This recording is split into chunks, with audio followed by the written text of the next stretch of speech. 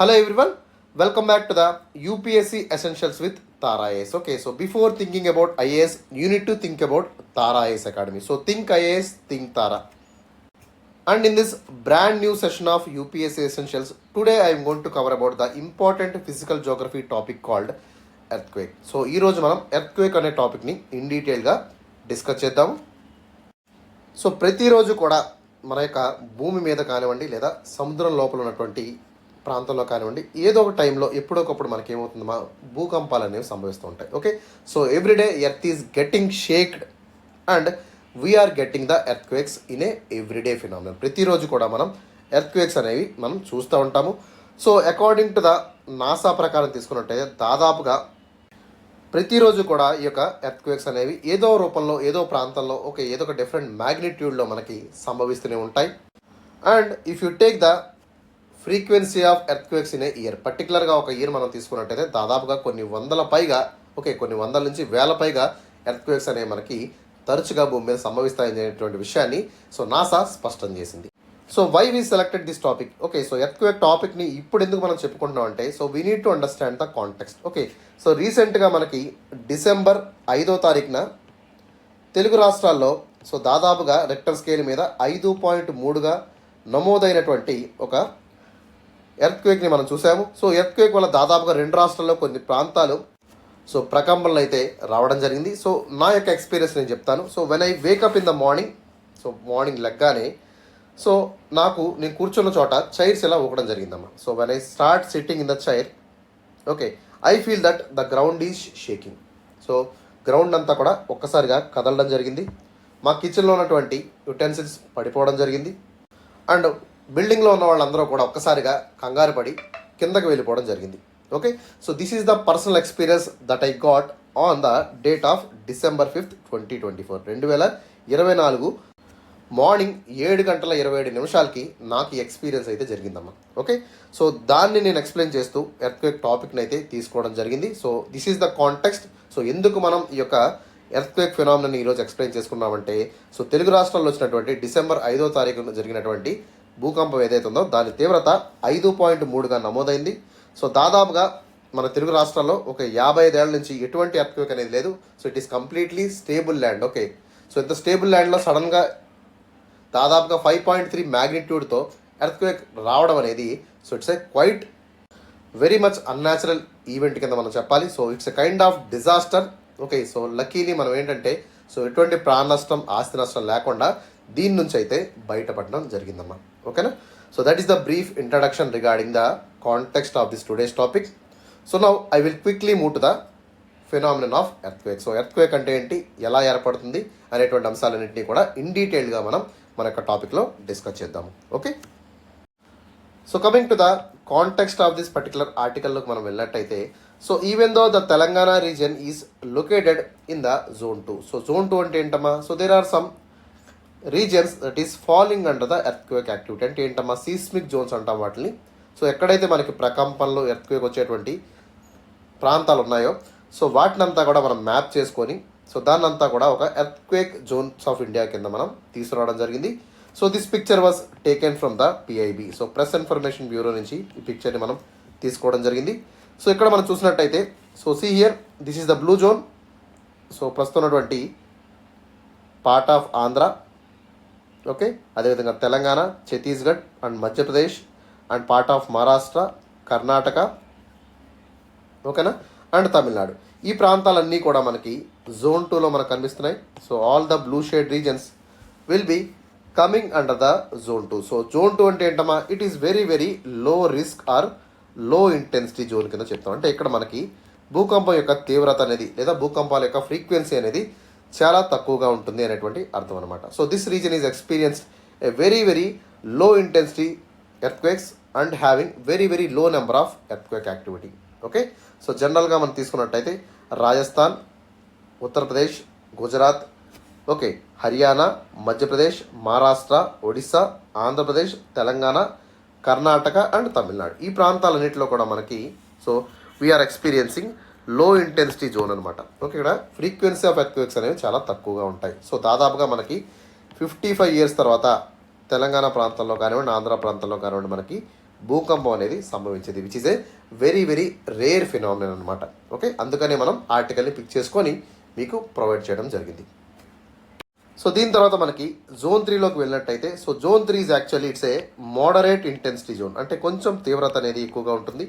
So ఏ ప్రాంతాలమ్మ ఇక్కడ మనకి yellow shade reason ఏదైతే ఉందో ఈ ప్రాంతం అంతా కూడా మనకి, so this will comes under the zone 3.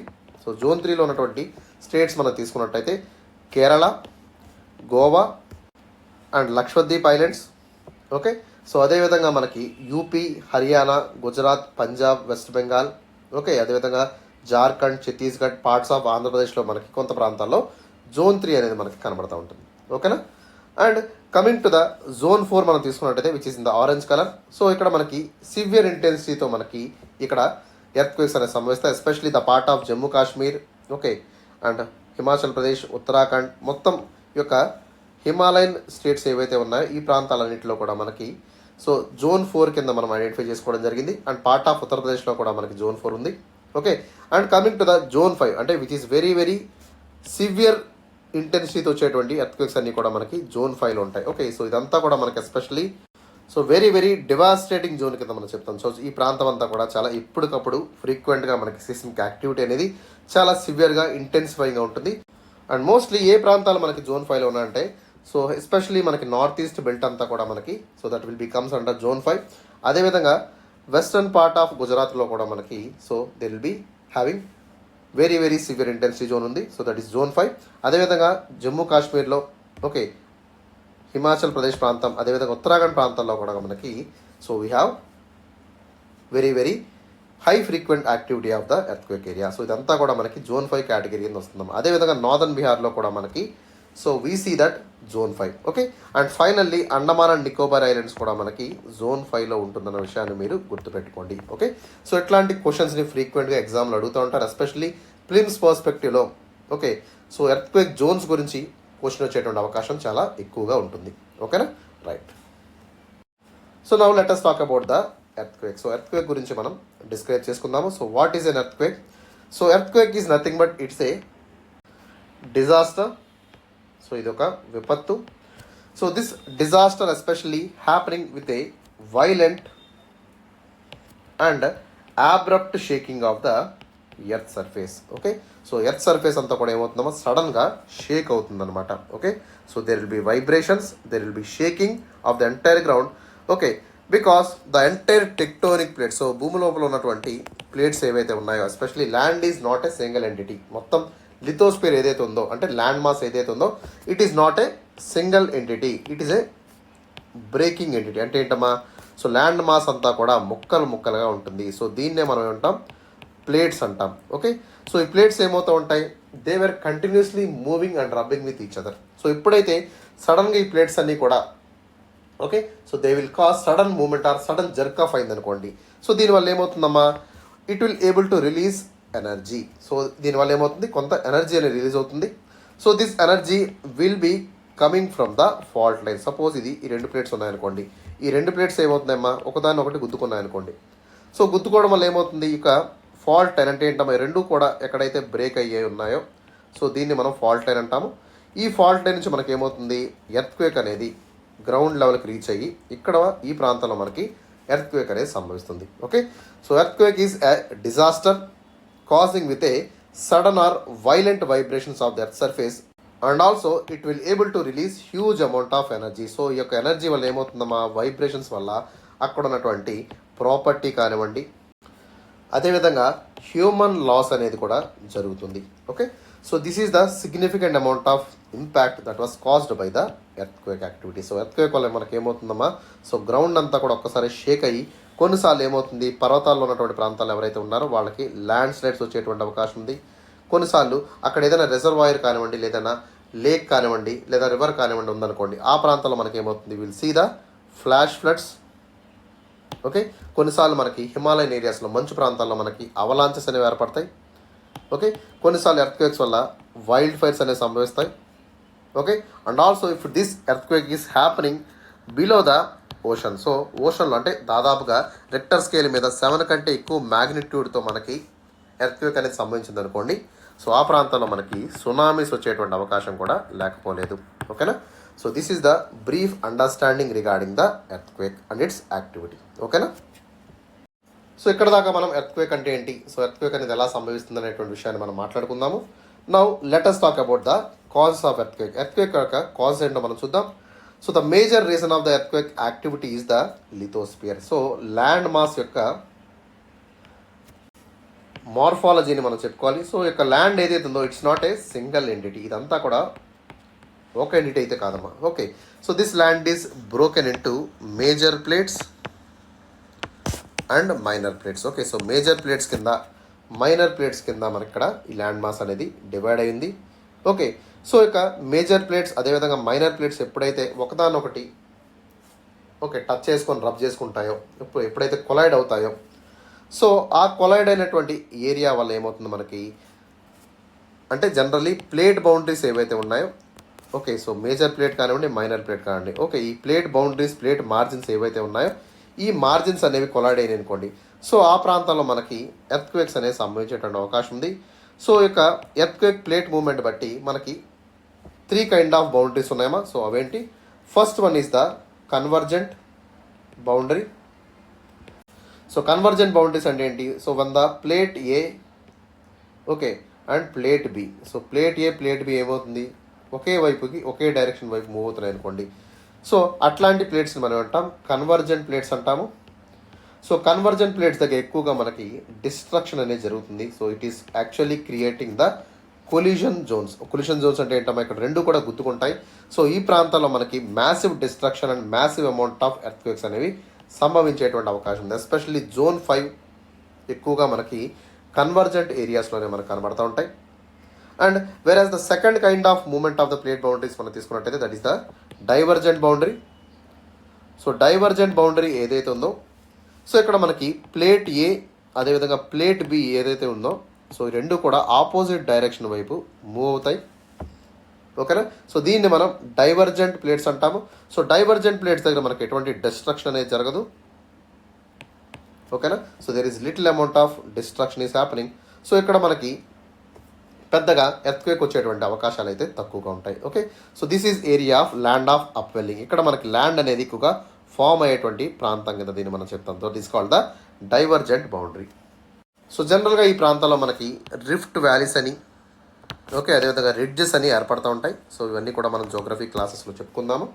Okay, so just ఏంటంటే రిడ్జ్ అంటే ఏంటమ్మా, it is nothing but it's a small elevated area. Okay, so ఇట్లాగా మనకి ఇట్లా చిన్న ఏరియాలా ఉంటుంది. So especially African rift valley, middle Atlantic ridge ఏదైతే ఉందో ఇవన్నీ కూడా మనకి క్లాసికల్గా డైవర్జెంట్ బౌండరీస్ కింద మనం క్లాసిఫై చేస్తాం. So third one is the transforming boundary. So transforming బౌండరీలు ఏమవుతుందమ్మా, ఇక్కడ మనకి ప్లేట్ ఏ ఉంటుంది, అదేవిధంగా ప్లేట్ బి ఉంటుంది. Okay, so plate A and B is especially moving in the sliding way. అంటే ఏమవుతాయి, ఇక్కడ రెండు గుద్దుకోవు, అదేవిధంగా రెండు వేరు వేరే డైరెక్షన్ వైపు move. So they were sliding each other, అంటే రబ్ చేసుకుంటూ ఉంటాయి అనమాట. That is called as the sliding motion అంటాము. సో ఇక స్లైడింగ్ వల్ల ఏమవుతుందంటే ఒకదానొకటి ఇలా స్లైడ్ చేసుకుంటూ వేరే ప్రాంతాలకు వెళ్ళినప్పుడు ఓకే మనకి ఏర్పడేటువంటి బౌండరీని ఏమంటామో ట్రాన్స్ఫార్మింగ్ బౌండరీ అంటాము. ఓకే, క్లాసికల్గా మనకి శాన్ ఆండ్రియాస్ ఫాల్ట్ అనేది సో కాలిఫోర్నియాలో ఉంది. ఈ ప్రాంతంలో మనకి క్లాసికల్గా ట్రాన్స్ఫార్మింగ్ బౌండరీస్ అనేవి మనకు కనబడుతూ ఉంటాయి. ఓకేనా? సో ఈ ప్రాంతాల్లో మనకి చిన్న చిన్నగా మౌంటైన్స్ అనేవి అదేవిధంగా వ్యాలీస్ అనేవి ఏర్పడుతూ ఉంటాయి. Okay, so San Andreas is the classical example for the transforming boundary. And second example మనం తీసుకున్నట్టయితే సో కరేబియన్ ఐలాండ్స్ ఏవైతే ఉన్నాయో ఎస్పెషల్లీ ద నార్త్ అమెరికాలో ఉన్నటువంటి కరేబియన్ ప్లేట్ ఏదైతే ఉందో, so that Caribbean plate and also North American plate ఏదైతే ఉందో they are also forming the transforming boundary. They were sliding each other. అర్థమైందమ్మా? So these are the important boundaries. So ఇవన్నీ కూడా మనకి the major reasons for the earthquake. అంటే జనరల్గా మనకి convergent boundaries వల్ల ఎక్కువగా హై ఇంటెన్సిటీ ఎర్త్క్వేక్స్ అనేవి మనం చూస్తాము. వెరస్ డైవర్జెంట్ ట్రాన్స్ఫార్మ్ బౌండరీస్లో మనకి mild amount of seismic activity మాత్రమే మనకి కనబడుతూ ఉంటుంది. Okay, so that is the first reason is plate tectonics. Second reason వచ్చేసి మనకి వాల్కానిక్ యాక్టివిటీ. సో ఎక్కడైతే మనకి వాల్కనస్ ఉంటాయో ఓకే వాల్కానిక్ యాక్టివిటీ ఎక్కడైతే జరుగుతుందో ఈ ప్రాంతంలో మనకి ఇంటీరియర్ ఆఫ్ ది ఎర్త్ నుంచి మనకి ఏమవుతుందమ్మా మోల్టెన్ మ్యాగ్మా అనేది బయటికి రావడం జరుగుతుంది. సో ఈ యొక్క మూమెంట్ ఆఫ్ ద మ్యాగ్మా వల్ల ఏమవుతుంది సీస్మిక్ యాక్టివిటీ అనేది జనరేట్ అవుతుంది. ఈ ప్రాంతాల్లో కూడా అంటే ఎక్కడైతే వాల్కనస్ ఉంటాయో ఆ ప్రాంతాల్లో కూడా ఎక్కడైతే వల్కానిజం జరుగుతుందో అక్కడ మనం తరచుగా ఎర్త్క్వేక్స్ని ఎక్స్పీరియన్స్ చేస్తాము. Okay, that is the second cause for the earthquake. And third ఏంటంటే హ్యూమన్ ఇండ్యూస్డ్ ఎర్త్క్వేక్, అంటే హ్యూమన్ యాక్టివిటీ వల్ల కూడా మనకి ఎర్త్క్వేక్స్ అనేవి సంభవిస్తాయి. ఎస్పెషల్లీ మనకి రిజర్వాయర్స్ తవ్వినప్పుడు కానివ్వండి, మైనింగ్ చేసినప్పుడు కానివ్వండి, ఓకే, అదేవిధంగా ఫ్రాకింగ్ ఆఫ్ ద పెట్రోల్ కానివ్వండి, న్యూక్లియర్ టెస్టింగ్ వల్ల కానివ్వండి, ఇట్లాంటి యాక్టివిటీస్ వల్ల కూడా మనకి ఏమవుతుందమ్మా, సో స్వల్పంగా ఎర్త్క్వేక్ యాక్టివిటీ వచ్చేటువంటి అవకాశాలు లేకపోలేదు. Okay, and finally the last reason will be the isostatic. So isostatic rebound అంటే ఏంటమ్మా, సో ఎస్పెషల్లీ మనకి ఏమవుతుందంటే ఎర్త్ యొక్క లేయర్స్ మనం తీసుకున్నట్టయితే, so outer most layer will be the crust. So outer most లేయర్ని మనం క్రస్ట్ అంటాము. సో దాని కింద ఉన్నటువంటి లేయర్ని మనం మ్యాంటిల్ అంటాము. సో క్రస్ట్ మ్యాంటిల్ ఏమవుతాయి, so they were especially sliding with each other. Okay, so especially the crust ఏదైతే ఉంటుందో, so crust always floating on the mantle. So ఎప్పుడైతే క్రస్ట్ ఫ్లోట్ అవుతుందో ఆటోమేటిక్గా రెండింటిని కూడా బ్యాలెన్స్ చేసుకునేటువంటి ప్రక్రియ ఉంటుంది. సో ఆ ప్రక్రియనే మనం ఐజోస్టాసీ అంటాం. Especially the force of gravity ఏదైతే ఉందో, అదేవిధంగా బయాన్సీ ఫోర్స్ ఏవైతే ఉన్నాయో, సో ఈ రెండింటి మధ్య ఉన్నటువంటి బ్యాలెన్స్నే మనం ఐజోస్టాసీ అంటాము. Okay, so isostasy is very very important for the stability of the earth. So ఎప్పుడైతే ఐజోస్టాసీ కోల్పోయిందో, ఎప్పుడైతే ఐజోస్టాటిక్ రీబౌండ్ జరుగుతుందో, ఆటోమేటిక్ ఏమవుతుందమ్మా అంటే, సో ఎర్త్ సర్ఫేస్ ఎప్పుడైతే మనకి చేంజెస్ అవుతుందో ఆటోమేటిక్గా ఐజోస్టాటిక్ అంటే ఏంటి, సపోజ్ మనకి గ్లేషియర్స్ మెల్ట్ అయినాయి అనుకోండి, సో ఆ ప్రాంతంలో ఉన్నటువంటి ల్యాండ్ మాస్ అంతా కూడా ఏమవుతుంది ఆటోమేటిక్గా, so that will B drifted. Okay, so కొంత మార్పులు గురవుతుంది అనమాట. సో ఎప్పుడైతే మార్పులు గురవుతుందో ఆటోమేటిక్గా earth is especially adjusting it's crust to the mantle. Okay, so gravitational force అదేవిధంగా బయాన్సీ ఫోర్స్ అనేవి అవుతాయి, చేంజ్ అయ్యేటువంటి అవకాశం ఉంది. అట్లాంటి టైంలో మనకి ఐజోస్టాటిక్ రీబౌండ్ అనేది జరుగుతుంది. సో ఐజోస్టాటిక్ రీబౌండ్ ఎప్పుడైతే జరుగుతుందో ఆటోమేటిక్గా మనకి అక్కడ ఎర్త్క్వేక్ వచ్చేటువంటి అవకాశాలు ఉంటాయి. Okay, so these are the major reasons for the cause of earthquake. అవేంటమా, plate tectonics, second one is volcanic activity, third one is human activities, and fourth one is isostatic rebound. Okay, so now let us talk about the measurement of earthquake. So earthquake యొక్క intensity ఎలా ఉంది, magnitude ఎలా ఉంది అనేటువంటి అంశాలను మనం తెలుసుకుందాం. So based on the magnitude of earthquake, so earthquake యొక్క తీవ్రత ఎలా ఉంది, సో ఎంత పరిణామం మేరకు ఎర్త్క్వేక్స్ అనేవి సంభవించాయి, ఎంత విస్తీర్ణంలో మనం సంభవించాయి అనేటువంటి విషయాన్ని సో మనం మ్యాగ్నిట్యూడ్ అంటాము. ఎంత తీవ్రతతో మనకు అవి ఏర్పడ్డాయి అనేటువంటి విషయాన్ని మనం ఇంటెన్సిటీ అంటాం. So based on the magnitude, so there is a parameters for the earthquake. So ఏంటో చూద్దాం. సో మ్యాగ్నిట్యూడ్ ఎంత ఉంది అనేటువంటి విషయాన్ని ఎలా తెలుసుకోవాలంటే, so there is a parameter called Richter scale. So Richter scale ఏం చెప్తుందమ్మా, so this Richter scale is especially measures the amplitude of the seismic wave. So earthquake waves ఎంతైతే ఉన్నాయో ఆ యొక్క వేవ్ అనేది ఎంతవరకు మనకి, ఓకే, ఎంత యాంప్లిట్యూడ్తో వేవ్ అనేది మనకి ఏర్పడింది అనేటువంటి విషయాన్ని తెలియజేసేటువంటి పారామీటర్ ఏంటి, that is the Richter scale. So this Richter scale is effectively measuring the local earthquake. So లోకల్గా ఉన్నటువంటి ఎర్త్క్వేక్స్ ఏవైతే ఉన్నాయో సో వాటినన్నింటినీ కూడా రిక్టర్ స్కేల్ మెజర్ చేస్తుంది. But it is not a completely reliable indicator for the larger or distant earthquakes. So పెద్ద earthquakes ఏవైతే ఉన్నాయో లేదా దూరంగా మనకు సంబంధించినటువంటి ఎర్త్క్వేక్స్ ఏవైతే ఉన్నాయో వాటిని ఐడెంటిఫై చేయడంలో రిక్టర్ స్కేల్ అనేది అంత యాక్యురేట్గా ఉన్నటువంటి పారామీటర్ కింద మనం తీసుకోబోమన్నమాట. ఓకేనా, so that is about the Richter scale. It is only to determine the local earthquakes, వెరాస్ it is not A reliable indicator for the larger or distant quakes that is happening on the earth surface. And coming to the second important measurement is the based on intensity. So తీవ్రత బట్టి మనం ఇక్కడ మర్కలీ స్కేల్ని మనం తీసుకోవడం జరిగింది. So there is recently Mercalli scale was modified. So దాన్ని మనం modified మర్కలీ scale అంటాము. దీన్నే MMI అనేటువంటి షార్ట్ ఫామ్తో పిలవడం జరుగుతుంది. సో యాక్యురేట్గా లార్జర్ ఎర్త్క్వేక్స్ని, డిస్టెంట్గా ఉన్నటువంటి ఎర్త్క్వేక్స్ని కూడా ఈజీగా మనకి మోడిఫైడ్ మర్కలీ స్కేల్ అనేది ఐడెంటిఫై చేస్తుంది అనమాట. ఓకే, సో ఎస్పెషల్లీ మనకి దీంట్లో ఉన్నటువంటి పారామీటర్స్ మనం తీసుకున్నట్టయితే రేంజ్ 1 నుంచి రేంజ్ 12 వరకు కంప్లీట్గా మనకి ఇక్కడ పారామీటర్స్ అనేది సెట్ చేయడం జరిగింది. సో రేంజ్ 1 అంటే ఏంటమ్మా, మనకి ఎటువంటి ఇంటెన్సిటీ ఆఫ్ ఎర్త్క్వేక్ అనేది మనకి కనిపించదు. వెరాస్ హైయెస్ట్ పారామీటర్ ఏంటంటే that is the range 12. So range 12 will be the total destruction, అంటే highest magnitude, highest intensity of the earthquake అంతా కూడా మనకి రేంజ్ ఆఫ్ 12లో మనకి కనబడడం జరుగుతుంది. ఓకే, సో టోటల్ డిస్ట్రక్షన్ అంటే ఏంటి, మొత్తం టోపోగ్రఫీ అంతా మారిపోవడం జరుగుతుంది. కొన్నిసార్లు రివర్స్ అనే కోర్స్ మార్చుకుంటాయి. ఓకే, అదేవిధంగా ఆబ్జెక్ట్స్ ఏవైతే ఉన్నాయో that will be thrown into the air. Okay, so అట్లాంటి డిస్ట్రక్షన్ మనం టోటల్ డిస్ట్రక్షన్ అంటాం. ఓకేనా, so that will be measured through the Mercalli scale. So modified Mercalli స్కేల్లో ఇవన్నీ కూడా మనం అబ్జర్వ్ చేయడం జరుగుతుంది. So especially it is quite subjective and it is depending on the local conditions. అక్కడ ఉన్నటువంటి లోకల్ కండిషన్స్ బట్టి, అబ్జర్వర్ రిపోర్ట్స్ బట్టి కూడా మనకి సో సబ్జెక్టివ్గా మనకి ఇక్కడ డిస్ట్రక్షన్ అనేది అంచనా వేయడం జరుగుతుంది. Okay, and coming to the third important measurement of the earthquake, that is the seismograph. So seismograph it's a instrument used to detect the seismic waves. So seismic వేవ్స్ని డిటెక్ట్ చేయడం, record చేసేటువంటి వర్క్ని ఎవరు చేస్తారమ్మా? సీస్మోగ్రాఫ్ చేస్తుందన్నమాట. Okay, so this the third important measurement of the earthquake. So seismometer మనకి ఎలా ఉంటుందంటే ఒక గ్రాఫ్ ఉంటుంది. సో గ్రాఫ్లో మనకి so it will able to record the intensity of the waves. So waves యొక్క ఇంటెన్సిటీ, అదేవిధంగా వేవ్స్ని డిటెక్ట్ చేసేటువంటి ఇన్స్ట్రుమెంట్గా మనం సీస్మోగ్రామ్ని చెప్తాం. Okay, so let us see the magnitude based on the categorisation. So మనకి ఎప్పుడైతే రిక్టర్ స్కేల్ మీద more than 2 of the parameter మనకు కనిపించింది అనుకోండి, so that is nothing but it's A micro category. So ఎట్లాంటి మనం ట్రెమర్స్ అనేవి చూడడం, సో ఎటువంటి ఎఫెక్ట్ అనేది మనకి so less than or greater than 2 of the మ్యాగ్నిట్యూడ్లో మనకి కనిపించం. ఓకే, వేరాస్ 2 to 4.9 వరకు మ్యాగ్నిట్యూడ్తో సంబంధించినటువంటి ఎర్త్క్వేక్స్ ఏవైతే ఉన్నాయో so they will feel the light category, దాన్ని మనం మైనర్ కేటగిరీని కూడా చెప్తాము.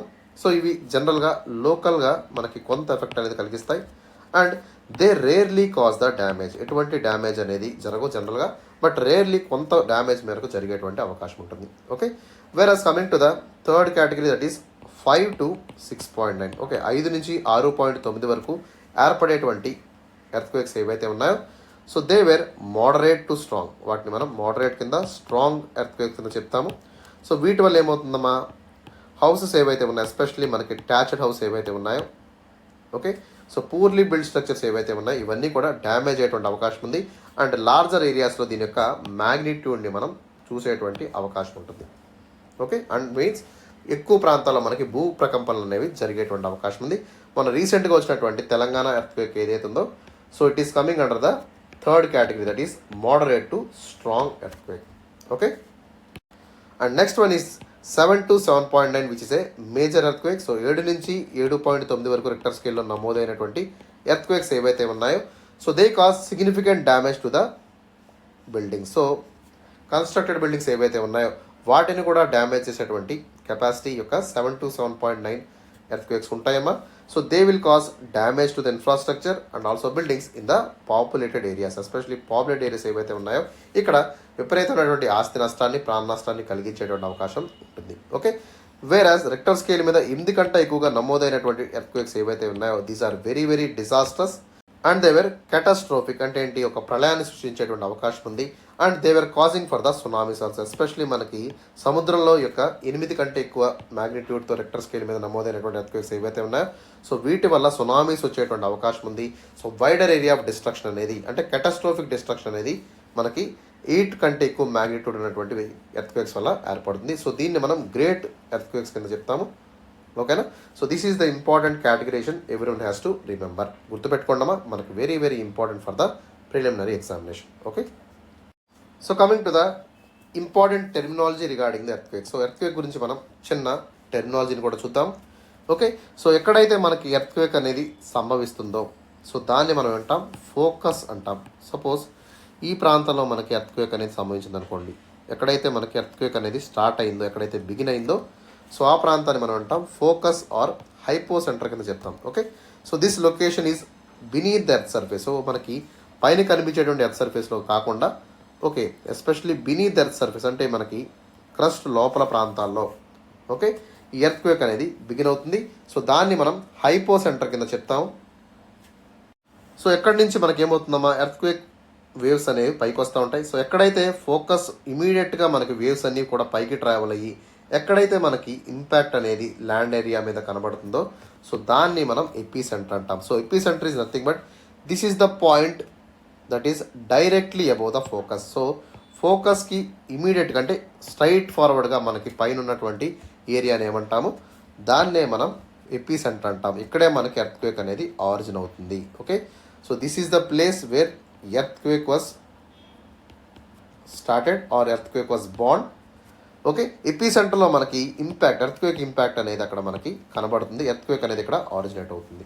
ఓకేనా, సో దీన్నే మనం ఎపీ సెంటర్ అంటాము. సో ఎస్పెషల్లీ మనకి ఎర్త్క్వేక్ అనేది ఎక్కడ ఏ ప్రాంతంలో మనకు కనబడుతుందంటే, so these waves are especially coming to the surface in the fault regions. ఎక్కడైతే మనకి ల్యాండ్ అనేది వీక్గా ఉంటుందో, ఎక్కడైతే ల్యాండ్ అనేది డిస్కంటిన్యూస్గా బ్రేక్ డౌన్ అయి ఉంటుందో ఆ ప్రాంతాల్లో మనకి ఈ యొక్క సీస్మిక్ యాక్టివిటీ అంటే సీస్మిక్ వేవ్స్ అనేవి రిలీజ్ అవుతాయి. Okay, so fault is nothing but it is a weak point of the tectonic plate where pressure within the crust is release. మొత్తం ప్రెషర్ అంతా కూడా ఈ ప్రాంతంలోంచే మనకి రిలీజ్ అవుతుంది అనమాట.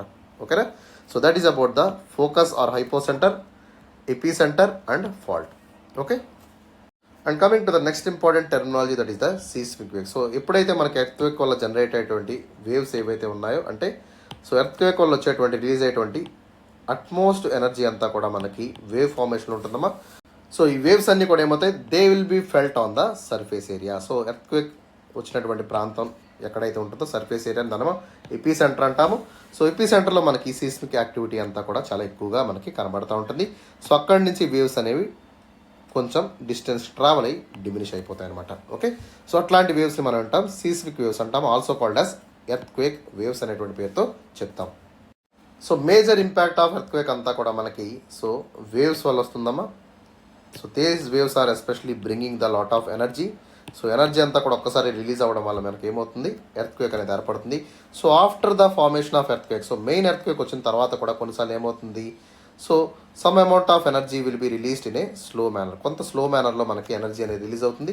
సో ఈ యొక్క ఎనర్జీ రిలీజ్ అవ్వడం వల్ల మనకి స్మాల్ ట్రమర్స్ అనేవి ఏర్పడతాయి. సో దీన్నే మనం ఆఫ్టర్ షాక్స్ అనేటువంటి పేరుతో చెప్తాం. ఓకే, సో కొంత ఏమవుతుంది, క్రస్ట్ అనేది అడ్జస్ట్ అవ్వడానికి అంటే ఐజోస్టాసీ అనేది అక్కడ ఏర్పడుతుంది. సో ఎప్పుడైతే ఐజోస్టాసీ మెథడ్ అనేది జరుగుతుందో ఆటోమేటిక్గా మనకి ఆఫ్టర్ షాక్స్ అనేవి సంభవిస్తాయి. So they will release a minor amount of wave activity. Okay, and ఇదంతా కూడా ఎందుకు సంభవిస్తుందమ్మా, because earth needs to adjust. ఖచ్చితంగా ఎర్త్ అనేది ఐసోస్టాసీని మెయింటైన్ చేస్తుంది కాబట్టి మనకి ఆఫ్టర్ షాక్స్ అనేవి కూడా మనకి ఎర్త్క్వేక్ తర్వాత ఏర్పడతా ఉంటాయి. ఓకేనా, right. So in generally the seismic waves are especially classified into majorly 2 types. So 2 important divisions కింద మనం చెప్తాము. So first one is the body waves. So first categorisation మనం బాడీ వేవ్స్ అంటాము. And second one is the surface waves. So మనకి surface area మీద reflect అయ్యేటువంటి surface area మీద మనకి మొబిలైజ్ అయ్యేటువంటి వేవ్స్ని మనం సర్ఫేస్ వేవ్స్ అంటాము. ఓకే, ఎర్త్ క్రస్ట్ లోపల మనకి మొబిలైజ్ అయ్యేటువంటి వేవ్స్ని మనం బాడీ వేవ్స్ కింద మనం చెప్తాం. And coming to the further division of body waves. So మళ్ళీ బాడీ వేవ్స్ని మనం డివైడ్ చేసుకున్నట్టయితే we have P waves. So దీన్ని మనం ప్రైమరీ వేవ్స్ కింద చెప్తాము.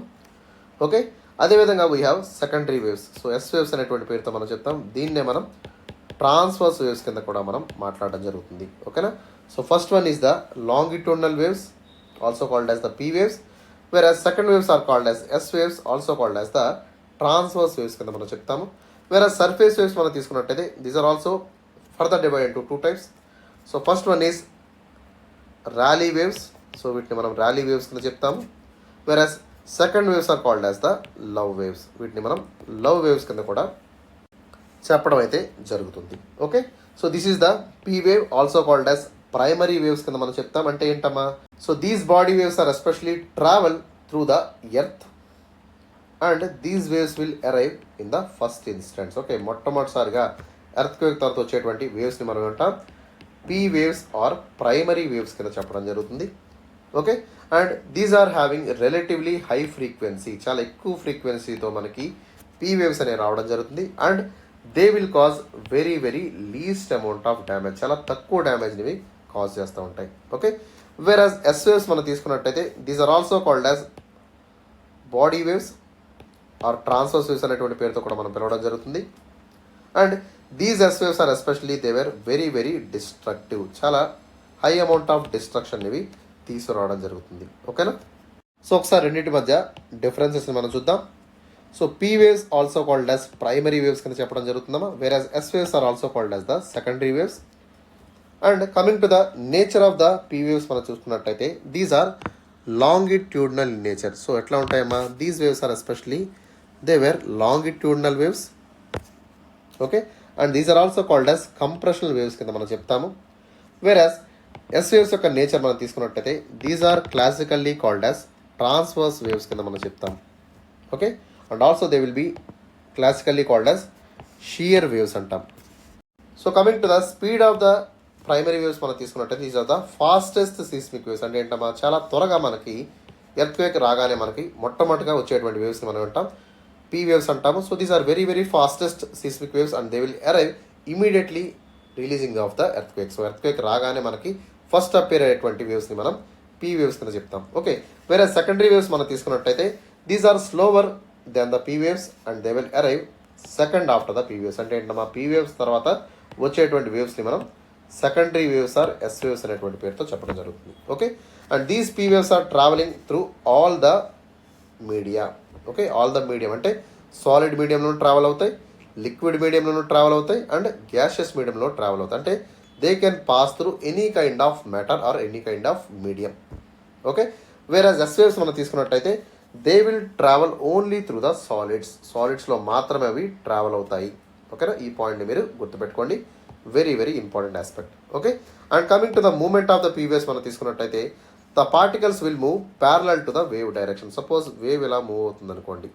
ఓకే, సో పార్టికల్స్ కూడా మనకి వేవ్ ఎట్లా మూవ్ అవుతుందో అలాగే మూవ్ అవుతాయి. సో దీన్ని మనం అంటాం లాంగిట్యూడినల్ డైరెక్షన్ అంటాం. Okay, these particles will move parallel to the wave direction.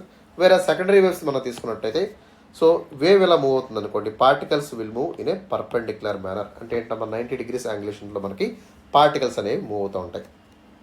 And coming to the impact మనం తీసుకున్నట్టయితే they cos less damage due to the low energy release. So primary వేవ్స్లో మనకి ఫాస్ట్గా ఉన్నప్పటికీ కూడా, వెలాసిటీ ఎక్కువ ఉన్నప్పటికీ కూడా, so they cos very very less damage because they hold very very లో ఎనర్జీ. చాలా తక్కువ అమౌంట్ ఆఫ్ ఎనర్జీని రిలీజ్ చేస్తాయి కాబట్టి దీనివల్ల పెద్దగా ఇంపాక్ట్ అనేది మనకి కనబడదు. వేరస్ సెకండరీ వేవ్స్ మనం తీసుకున్నట్టయితే they were more dangerous, they were highly damaging.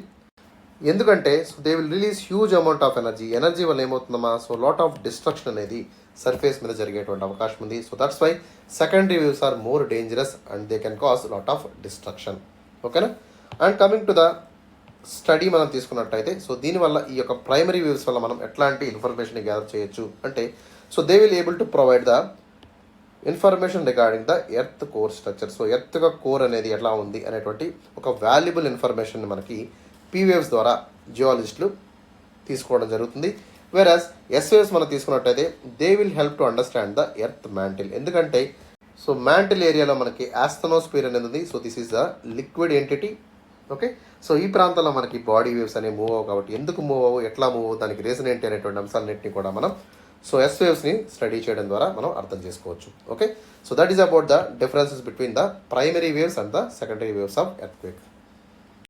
So coming to the recent earthquake. So మనకి రీసెంట్గా ఏర్పడినటువంటి తెలంగాణ ఎర్త్క్వేక్ ఏదైతే ఉందో సో దాని యొక్క రీజన్స్ మనం తీసుకున్నట్టయితే so they were classified as the intra plate earthquake. So plate మధ్యన అంటే జనరల్గా ప్లేట్కి మధ్య ఉన్నటువంటి మార్జిన్స్ వల్ల మనకి ఎర్త్క్వేక్ అనేది ఏర్పడుతుంది.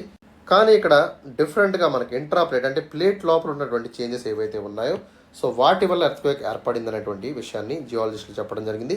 సో జనరల్గా మనకి ప్లేట్ మార్జిన్స్లో, ప్లేట్ బౌండరీస్లో ఎక్కువగా ఎర్త్క్వేక్ యాక్టివిటీస్ కానివ్వండి, ఎర్త్క్వేక్ రీజన్స్ మనకు కనిపిస్తూ ఉంటాయి. బట్ వెరీ టిపికల్గా ఇంటీరియర్ ఆఫ్ ద ప్లేట్ అంటే ఏంటమ్మా, టెక్టోనిక్ ప్లేట్ మధ్య ఉన్నటువంటి ప్రాంతాల్లో మనకి ఏర్పడడం అనేది చాలా వెరీ వెరీ రేర్ ఫినామినల్ కింద మనం చెప్తాము. ఎస్పెషల్లీ ఈ యొక్క ఎర్త్క్వేక్స్ ఏవైతే ఉన్నాయో okay so they were happening in the divergent or convergent or transform boundaries మధ్య ఏర్పడతాయి. ప్లేట్ మధ్యలో ఏర్పడడం అనేది చాలా అరుదైనటువంటి అంశంగా చెప్తాం. That very very stable zone అయినటువంటి జోన్ 2 ఉన్నటువంటి ప్రాంతంలో ఎర్త్క్వేక్ ఏర్పడడం అనేది వెరీ వెరీ రేరెస్ట్ ఫినామినల్ కింద మనం ఐడెంటిఫై చేసుకోవాల్సి ఉంటుంది. Okay, so it may be formation of reactivation of the pre existing faults. So పాత్ ఫాల్ట్స్ ఏవైతే ఉన్నాయో సో వాటి ద్వారా కానివ్వండి, లేదా అక్యూములేటెడ్ స్ట్రెసెస్ వల్ల మనకి కొంత మేరకు ఈ యొక్క ఎనర్జీ అనేది ఎర్త్క్వేక్ ఫామ్లో రిలీజ్ అయింది అనేటువంటి అంశాన్ని కూడా వాళ్ళు చెప్పడం జరిగింది. So that's all for today. Have a great day. See in the next session.